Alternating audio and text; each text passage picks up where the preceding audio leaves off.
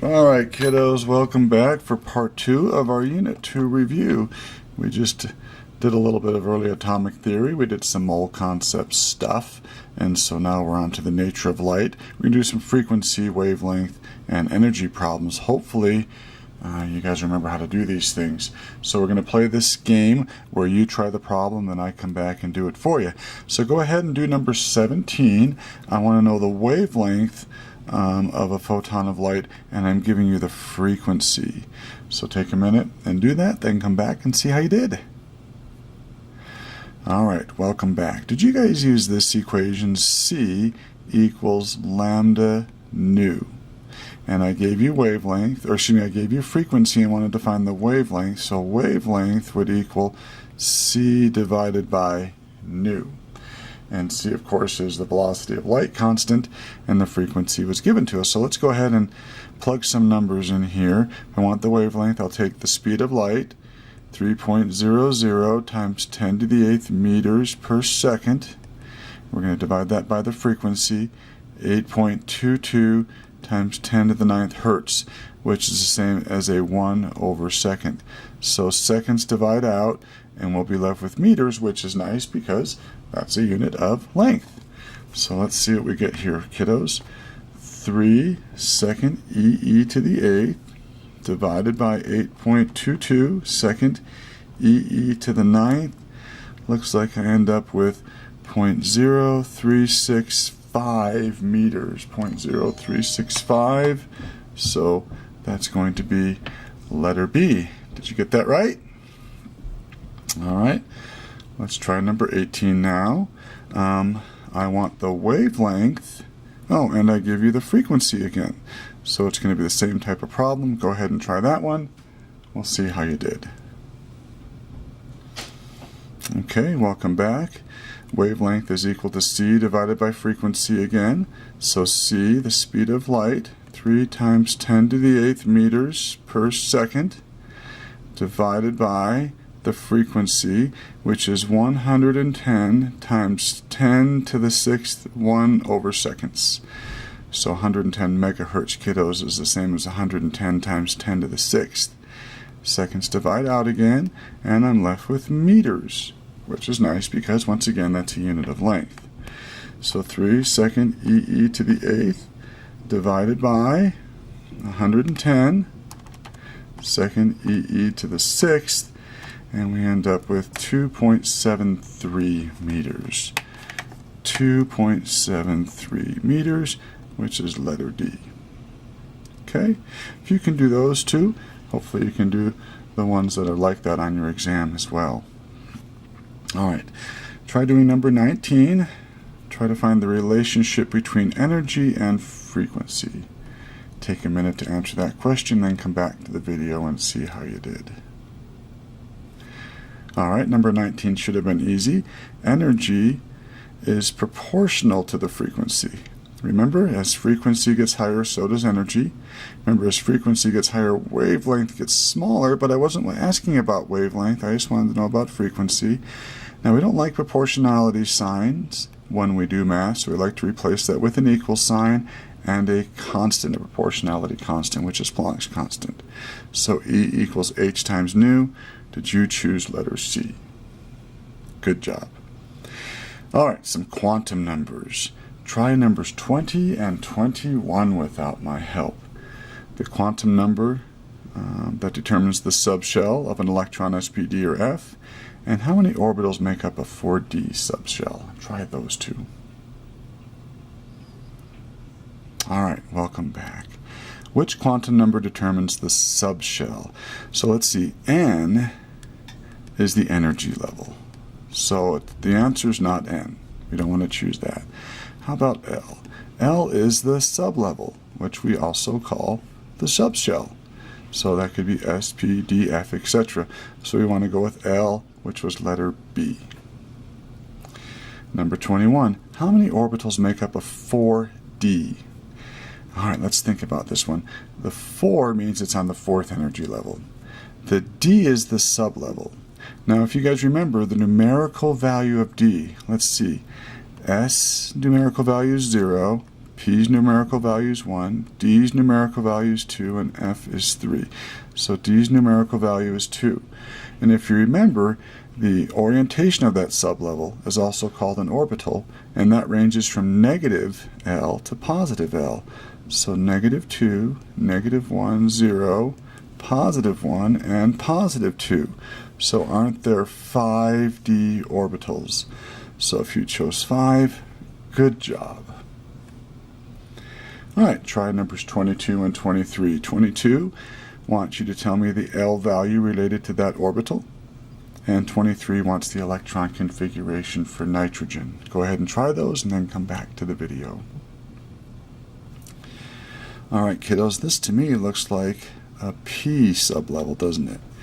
And it's orientated, let's see, if I call this the Y and I call this the X, looks like this one's orientated on the Z, so we might call that the PZ.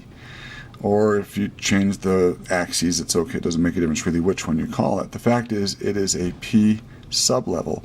So, going back up here, a P sublevel, its numerical value is 1. L equals 1. So, did you choose letter B for a P sublevel? Good job. All right, the configuration for nitrogen. We have to go to our periodic table for this one. Nitrogen, folks, has an atomic number of 7. Okay, so let's see, if we want the configuration for it, we would go 1s2, 2s2, 2p1, 2, 3, right? This is the first energy level, second energy level, third energy level, and so on. 1s2, 2s2, 2p3. So 1s2, 2s2, 2p3. It looks like letter C is the correct answer for that one. Let's spend a little bit more time with this one. 1s2, 2s2, 2p3. How many valence electrons does it have? If you said 3, you would be wrong. Remember, the valence electrons are the highest energy level, which is the second. So there's 5 valence. What does dot picture look like? Well, in the valence level, don't I have a pair and 3 by itself? A pair and 3 by itself. So that would be the dot picture. Okay? All right, let's go to the last page of our review. And so number 24, I want the electron configuration for this atom in the ground state is, the electron configuration of the indicated atom in the ground state is correctly written for which element? So which one of these actually has the correct electron configuration? So take a minute and try to answer that question, then come back to the video and we'll see how you did. Alrighty, we're back, folks. So gallium, let's see, it wants it to be argon 3d12. Well, 3d12 is preposterous. Of course, the highest you can get with the 3d is up to 3d10, so we know that letter A is silly. All right, and they want nickel to be argon 3d10. So let's find nickel, folks. Nickel is right here. I don't mind the argon part, that is the noble gas before it, but it would be argon 4s2, 3d1, 2, 3, 4, 5, 6, 7, 8. So that's not correct for nickel. How about nickel is argon 3s2, 3p8. Well, that's ridiculous. There's no such thing as a 3p8. The highest the p can go is 3p6. So the answer must be copper. And this one is sort of an interesting one. Let's take a look at copper, kiddos. We argon 4s2, and you'd want to say 3d1, 2, 3, 4, 5, 6, 7, 8, 9. You'd want to say for copper 4s2, 3d9, right, followed by argon. Now you got to be careful here, because remember, a sublevel is particularly stable when it's either half full or full. So what copper does, along with silver and gold, is one of those 4s electrons is promoted to a 3d. So it becomes 4s1. Now I have a half full s sublevel, 3d10. I have a full d sublevel, which gives us added stability. So this is the electron configuration for copper. So if you chose letter D, good job. That was a hard one. And if you got that, you should give yourself an extra pat on the back. All right, next up, which is a possible set of quantum numbers for a 3 d electron? Okay, take a minute and try to answer that one. All right, we're back. Let's start with the easy one. What does N equal for a 3D? If you said 3, you're absolutely right. That's the energy level. Okay, what does L equal for a 3D? Well, remember, S's numerical value is 0, P's numerical value is 1. Remember, we just did this earlier. D's numerical value is 2, and F's numerical value is 3. So we have a 3D, so we want L equals 2. So let's go ahead and cross off all of those that don't have an N equals 3 and L equals 2.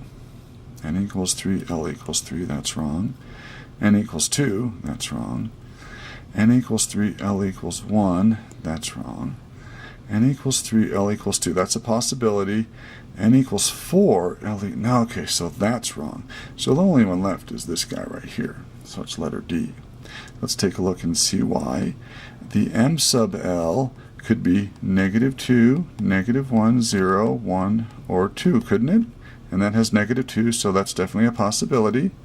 And then the M sub S, or the spin, could be +1/2 or -1/2. And of course they chose +1/2 here. So D is the correct answer for number 25. All right, the last question on our unit review here. Which of the following distributions of electrons is correct for 3 electrons in the P sublevel? All right, kiddos, in the P sublevel, there are 3 orbitals, -1, 0, and +1, or Px, Py, Pz. Now we want to put 3 electrons in there. Do we go 1, 2, 3? Nope, we don't do that. That disobeys Hund's rule, doesn't it? It's too hard for 2 to go in there right away. They don't like to pair up unless they have to. So how about 1, 2, 3? Yeah, that looks really good. So let's find, it looks like it's letter A. 1, 2, 3, all with the same spin.